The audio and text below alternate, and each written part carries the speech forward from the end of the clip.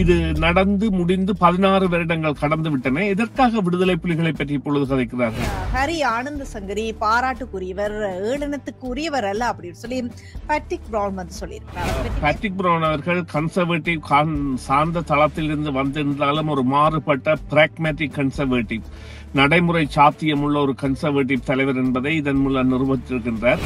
எதற்காக ஒரு இரண்டக தன்மை இந்த அவரது விடயத்தில் நோக்கப்படுகின்றது, அல்லது அவரை மட்டும் ஏன் இதில் கவனமாக பார்க்கின்றார்கள் என்கின்ற கேள்வியை அவர் எழுப்பியதோடு, இது அவர் சாதாரண நடைமுறையில் மற்றவர்கள் செய்கின்ற செயலைத்தான் செய்திருக்கின்றார். அதை விட அவர் தனது இனத்திற்கான குரலாக, மனித உரிமைகளுக்காக மற்றும் கண்ணியத்திற்காக, நேர்மைக்காக நின்ற ஒருவர். அந்த வகையில் அவர் ஒரு தலைவர் தனது சமூகத்திற்கு என்பதை தெரிவித்திருக்கின்றார். இது மக்களுக்கு செல்லுகின்ற செய்தி என்னவென்று சொன்னால், நிச்சயமாக இது தமிழர்கள் மீது மேற்கொள்ளப்படுகின்ற ஒரு தாக்குதல். கட்சிகள் என்பன தமிழர்களை மாத்திரமல்ல, ஏனைய சமூகங்களையும் இவ்வாறு காலத்திற்கு காலம் பந்தாடுவதும் தங்களுடைய தேவைக்காக இவ்வாறான நிலைமைகளில் ஈடுபடுவதும் வளமை. அவர் முதல் இந்தோனேசிய பூர்வாங்க குடிகளுக்கான அமைச்சராக இருந்து அதனை பார்த்த பொழுதோ, அல்லது நீதி அமைச்சராக இருந்த பொழுதோ அவர்களால் இவ்வாறான ஒரு கூரமுகத்தை காட்ட முடியவில்லை. இப்பொழுது காட்டுவதற்கான காரணம், இது ஒரு உயர் பதவி.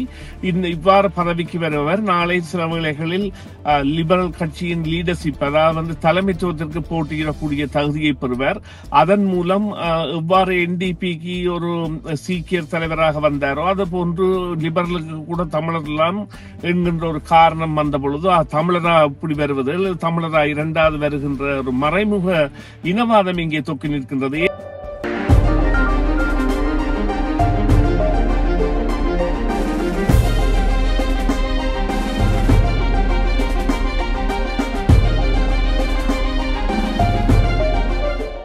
வணக்கம் நேயர்களே, மீண்டும் மற்றும் ஒரு செய்தியின் பின்னணி நிகழ்ச்சியில் உங்கள் அனைவரையும் சந்திப்பதில் மிக்க மகிழ்ச்சி அடைகின்றோம். இன்றைய தினம் பேச போகின்றோம் என்னவென்றால், அமைச்சர் ஹரி ஆனந்த சங்கரி பாராட்டுக்குரியவர், ஏளனத்துக்குரியவர் அல்ல அப்படின்னு சொல்லி பேட்ரிக் பிரவுன் வந்து சொல்லியிருக்கிறார். அதை பற்றி பேச போகின்றோம். தகவல்களை கேட்டறிவதற்காக சுரேஷ் தர்மாவை இணைத்துக் கொள்ள போகின்றோம். வணக்கம் சுரேஷ் தர்மா.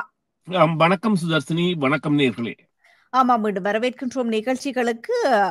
பேட்ரிக் பிரவுன் வந்து சொல்லியிருக்கின்றார், பொது பாதுகாப்பு அமைச்சர் கௌரவ ஹரி ஆனந்த சங்கரி அப்படி சொல்லிட்டு தன்னுடைய சமூகத்தின் பாதுகாப்பு மற்றும் கண்ணியத்திற்காக வாதிடுவதில் துணிச்சலை காட்டியிருக்கின்றார்.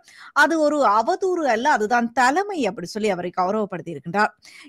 இதனை எப்படி பார்க்கலாம் அப்படி சொல்லி யோசிக்கின்றீர்கள்? ஆமாம், நிச்சயமாக பேட்ரிக் பிரவுன் அவர்கள் கன்சர்வேட்டிவ் சார்ந்த தளத்திலிருந்து வந்திருந்தாலும் ஒரு மாறுபட்ட பிராக்மேட்டிக் கன்சர்வேட்டிவ், நடைமுறை சாத்தியமுள்ள ஒரு கன்சர்வேட்டிவ் தலைவர் என்பதை இதன் மூலம் நிரூபித்திருக்கின்றார்.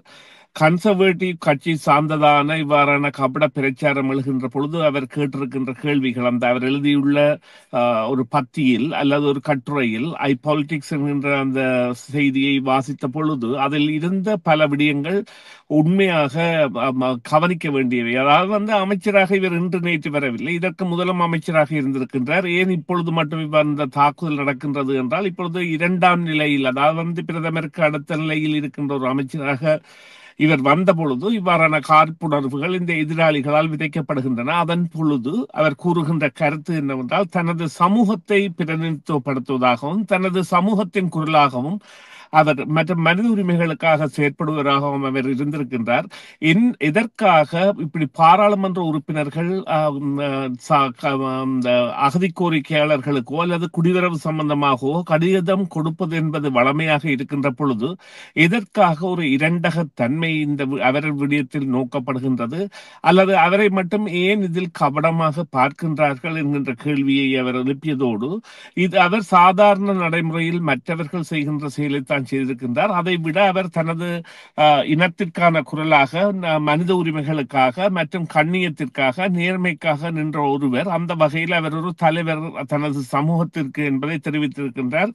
உண்மையிலேயே பேட்ரிக் பிரவுன் அவர்களுடைய கருத்து என்பது இங்கே பாராட்டப்பட வேண்டும் என்று சொன்னால், தனது தளம் சாராத ஒருவர் தனது தளம் சார்ந்தவர்களால் தாக்கப்படுகின்ற பொழுது இவ்வாறான கருத்தியலை தெரிவிப்பது, பேட்ரிக் பிரவுன் கூட தமிழர் சமுதாயத்தை நன்காக அறிந்த ஒருவர் என்ற வகையில் இவ்வாறான ஒரு செயற்பாட்டில் அவர் ஈடுபடுவதும், இவ்வாறாக அவர் வேறு கட்சியாக, அதாவது லிபரல் சார்ந்த ஒரு அமைச்சராக இருக்கின்ற பொழுதும் தனது நிலை கடந்து உண்மையான அவருக்கு ஒரு உதவி இந்த நேரம் தேவை. இவ்வாறான தாக்குதல் என்பது காழ்ப்புணர்வு தாக்குதல் என்பதை கண்ணியமாக மறைமுகமாக அழகாக படித்திருக்கின்றார் அந்த கட்டுரையில். இது நிச்சயமாக வரவேற்கத்தக்கது. இது மக்களுக்கு செல்லுகின்ற செய்தி என்னவென்று சொன்னால், நிச்சயமாக இது தமிழர்கள் மீது மேற்கொள்ளப்படுகின்ற ஒரு தாக்குதல். கட்சிகள் என்பன தமிழர்களை மாத்திரமல்ல ஏனைய சமூகங்களையும் இவ்வாறு காலத்திற்கு காலம் பந்தாடுவதும் தங்களுடைய தேவைக்காக இவ்வாறான நிலைமைகளில் ஈடுபடுவதும் வளமை.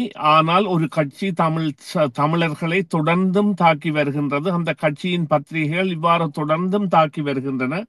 இது குறித்து தமிழர்கள் மௌனமாக இருக்காமல் தங்களுடைய கருத்துக்களை பதிவு செய்ய வேண்டிய ஒரு தேவையை பேட்ரிக் ப்ரவுன் அவர்களுடைய கட்டுரை கூட ஏற்படுத்தி இருக்கின்றது என்பதுதான் உங்களுடைய அந்த கேள்விக்கான சுருக்கமான பதிலாக அமைய முடியும்.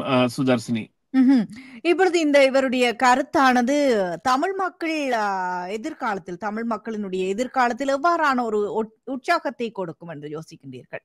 அல்லது எதிர்காலத்தில் எவ்வாறான உதவிகள் தமிழ் மக்களுக்கு இதன் மூலம் கிடைக்கும் அப்படி சொல்லி யோசிக்கின்றீர்கள்?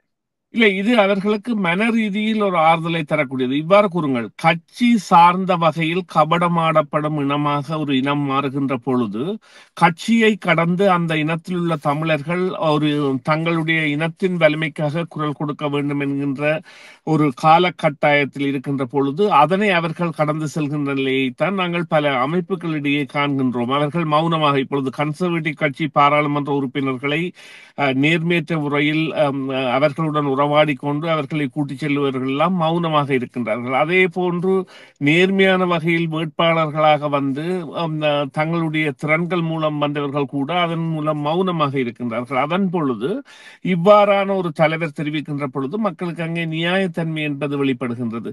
அவர்கள் கூட தங்களுடைய பாராளுமன்ற உறுப்பினர்களுடன் கதைத்து இவ்வாறான ஒரு கட்சி பிரச்சாரத்துக்காகத்தான் இது செய்யப்படுகின்றது. இதன் தன்மை வந்து இந்த ஊடகத்தை ஏன் உங்களுடைய கட்சி அணுகக்கூடாது அல்லது ஏன் பேட்ரிக் ப்ரவுன் அவர்கள் கூறியது போன்று நீங்களும் கூறக்கூடாது என்கின்ற கருத்தியலை கொண்டு வருகின்ற பொழுது அங்கே ஒரு நிலைமை மாற்றம் அடையும். அதாவது நாங்கள் இங்கே குறிப்பிடப்பட வேண்டிய விடயம் என்னவென்று சொன்னால், 10 ஆண்டுகள் பாராளுமன்ற உறுப்பினராக இருக்கின்றார், பல தடவைகள் அமைச்சராக வந்துவிட்டார். அதை ஏன் இப்பொழுது மட்டும் அது அமைச்சராக பாதுகாப்பு அமைச்சராகவும் ஒரு பெரிய உயர் அமைச்சு பதவிக்கு வந்த பொழுது மட்டும் அவர்கள் காழ்ப்பு தெரிவிக்க வேண்டும்? ஏன் அவர் முதல் இந்தோனேசிய பூர்வாங்க குடிகளுக்கான அமைச்சராக இருந்து அதனை பார்த்த பொழுதோ அல்லது நீதி அமைச்சராக இருந்த பொழுதோ அவர்களால் இவ்வாறான ஒரு கூரமுகத்தை காட்ட முடியவில்லை. இப்பொழுது காட்டுவதற்கான காரணம் இது ஒரு உயர் பதவி. இவ்வாறு பதவிக்கு வருபவர் நாளை சில வேளைகளில் லிபரல் கட்சியின் லீடர்ஷிப், அதாவது தலைமைத்துவத்திற்கு போட்டியிடக்கூடிய தகுதியை பெறுவார். அதன் மூலம் எவ்வாறு NDPக்கு ஒரு சீக்கியர் தலைவராக வந்தாரோ அது போன்று லிபரலுக்கு கூட தமிழர்லாம் என்கின்ற ஒரு காரணம் வந்த பொழுது தமிழரா இப்படி வருவது, தமிழரா இரண்டாவது வருகின்ற ஒரு மறைமுக இனவாதம் இங்கே தொக்கி நிற்கின்றது. ஏன் நாங்கள் பத்திரிகைகளை, அதாவது குறிப்பாக ஒரு கன்சர்வேட்டிவ் கட்சியின் ஒரு உறுப்பு, அதாவது ஒரு பதவி வகிப்பவர் இந்த பிரசுரத்தை போட்டிருந்த பொழுது அவருக்கு பதிலளிக்கையாக நான் எழுதிய விடயம் முகப்பதிவில் கேட்டிருந்தேன். அதாவது விடுதலை புலிகளின் விடயம் என்பது 16 ஆண்டுகளுக்கு முடிந்த விடயம். நீங்கள் தான் அவர்களை இந்த போரை மௌனிப்பதற்காக அவர்களை தடை செய்து உதவி செய்தீர்கள். அவ்வாறெல்லாம் செய்த பிறகு இப்பொழுது எதற்காக அவர்களை கொண்டு வருகின்றீர்கள்? எதற்காக அவர்களுடைய பிரச்சனை? எங்கேயாவது அவர்கள் இங்கே பிரச்சனைகள் அவர்கள் இப்பொழுது செயற்பாட்டில் இல்லாத ஒரு அமைப்பை எதற்காக நீங்கள் ஒரு இந்த விடயத்தில் கொண்டு வருவதற்கு இந்த ஊடகங்களுக்கு அனுமதி அளிக்கின்றீர்கள் அல்லது அந்த ஊடகங்கள் கொண்டு வருவதை நீங்கள் பிரசுரிக்கின்றீர்கள்?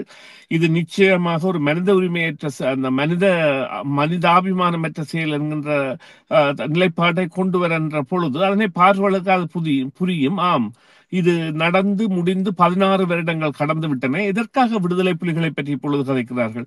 இப்பொழுது கதைக்க வேண்டிய போராட்ட அமைப்புகளாக காசாவோ அல்லது வேறு சிரியாவில் இருக்கின்ற அல்லது யமானில் இருக்கின்ற குதிஸோ அல்லது சிரியாவில் இருக்கின்ற போராளிகளை பற்றியோ கதைக்கலாமே ஒழிய விடுதலை புலிகளின் அதாவது போராட்டத்தை, நிழலரசை அவர்கள் போராட்டத்தில் ஈடுபட்டிருந்த காலத்திலேயே நிறுத்துவதற்கான முழு உதவியையும் செய்து அதன் மூலம் வாக்கு பெற்று ஆட்சிக்கு வந்த அதே கட்சியை சார்ந்த ஊடகங்கள் இவ்வாறு செய்வதை நிறுத்துவதற்காக அந்த கட்சியினரும் முயற்சிக்க வேண்டும், அந்த கட்சி சார்ந்த தமிழர்களும் முயற்சிக்க வேண்டும், மற்ற தமிழர்கள் கூட இது குறித்த தங்களுடைய கருத்து பதிவுகளை மேற்கொள்ள வேண்டும். அதனைத்தான் நாங்கள் அந்த தமிழர்களுக்கான ஒரு சாதக நிலைப்பாடாக கூறலாம்.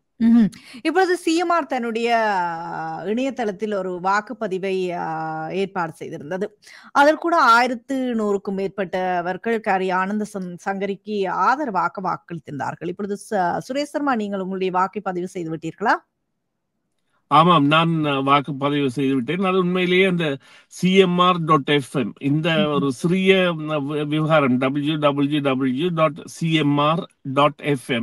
என்று அழைத்துகின்ற பொழுது நேயர்கள் அங்கே சென்று வாக்களிக்கலாம்.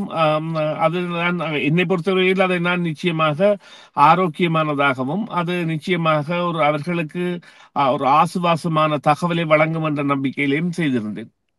சரி, நன்றி சுரேஷ் சர்மா. உங்களுடைய தகவல்களுக்கு கருத்துக்களுக்கு மீண்டும் ஒரு பொழுதில் சந்திப்போம். நன்றி, வணக்கம். நன்றி சுதர்சினி, நன்றி நேயர்களே, மீண்டும் ஒரு பொழுதில் சந்திப்போம். டிவிஐ யூடியூப் சேனலில் இணைந்திருக்கும் நேயர்கள் அனைவருக்கும் எமது நன்றி.